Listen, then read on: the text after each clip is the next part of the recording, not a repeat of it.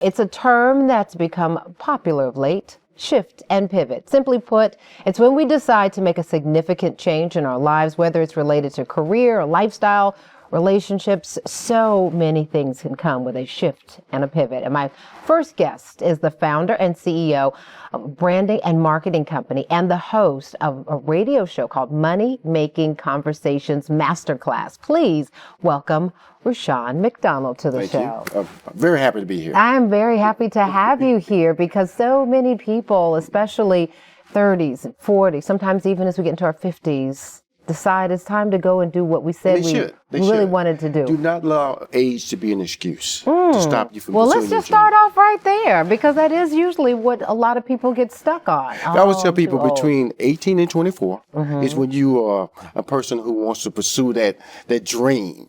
And when you get out of that range, you start either getting married or you start getting shifted or you get a job or you move up. And so you started getting away from that original goal. And so what you do between the ages of 18 to 24 will be what you can make money with between 40 and above. And so when you don't follow that original thought, I was to be, if you lost in your 40, you lost in your 50s, go back to what you really wanted to be when you was 18 and 24.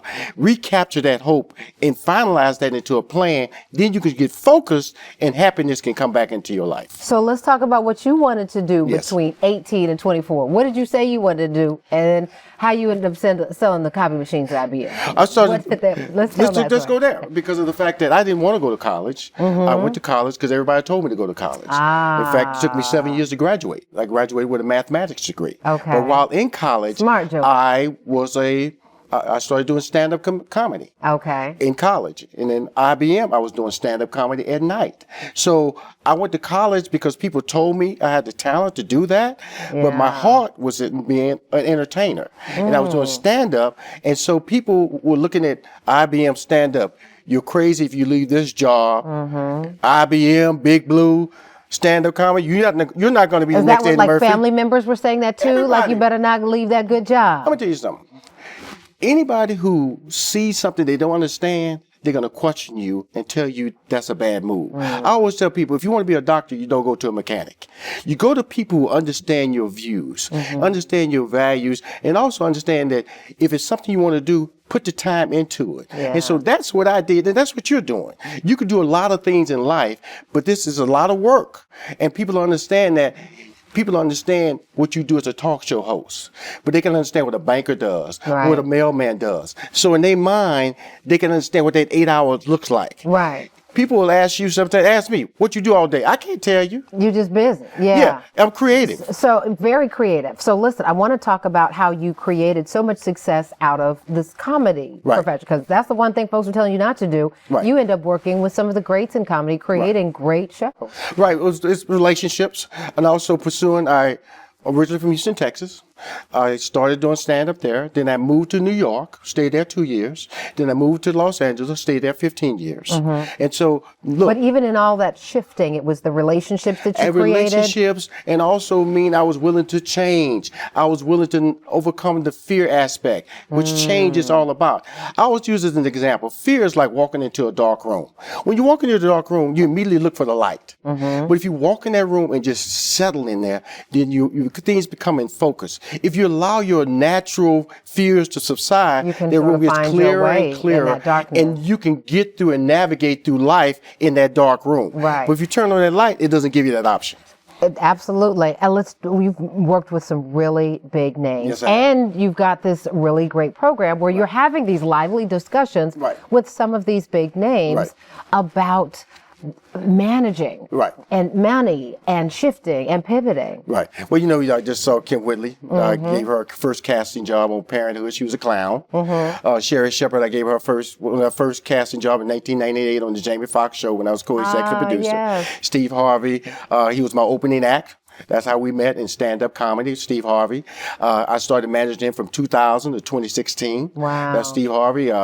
Brand manager Stephen A. Smith. And so there's a lot of people who have been important in my life and are important in the industry because they trusted me. And they trusted me because of the fact that I was willing to put in the work. I always tell people, you can't win the Kentucky Derby with a mule. You got to have thoroughbreds. And so I feel blessed that I was in the position that people who are gifted trusted me. But more importantly, I did my homework. And speaking of homework, you got a lot of lessons to be learned in this in your radio show about this. It's this master class. Right. Let's talk about that. Right. Well, first of all, I did all the success. I've been fortunate to win Emmys and Image Awards, and so I took that skill set and turn it to the everyday people because they really need my information, and it's free, by the way. You go to moneymakingconversation.com. All my podcasts is free. I just finished a value proposition series where the value proposition is a word that people all need to understand and look up, because value proposition separates you by your uniqueness and what people will pay you for. Your product, what people will buy. It's basically your what service. are you showing up with at the table, right? Yes, value proposition. That's what my show is about. Let's take a look at the clip of the show. You can tell them a whole lot. Okay, cool. But I want them to see it too. If you're about to make a change in your life and you feel uncomfortable, that's the best feeling you can have. Because for the first time in your life, you're making a decision that's going to be best for you and not what somebody told you to do. And that's when all bets are off. Welcome to Money Making Conversation Masterclass. I'm your host, Rushion McDonald. Our theme is there's no perfect time to start following your dreams. I recognize that we all have different definitions of success. For you, it may be the size of your paycheck. My next guest is Stephen A. Smith, Kurt Franklin, Christina Milian. His name is Will Packer. She wanted me to be a Morehouse man. I was the first person in my family to go to college, first person in my family to graduate. There are two justice systems that govern America. It's time to stop reading other people's success stories and start living your own.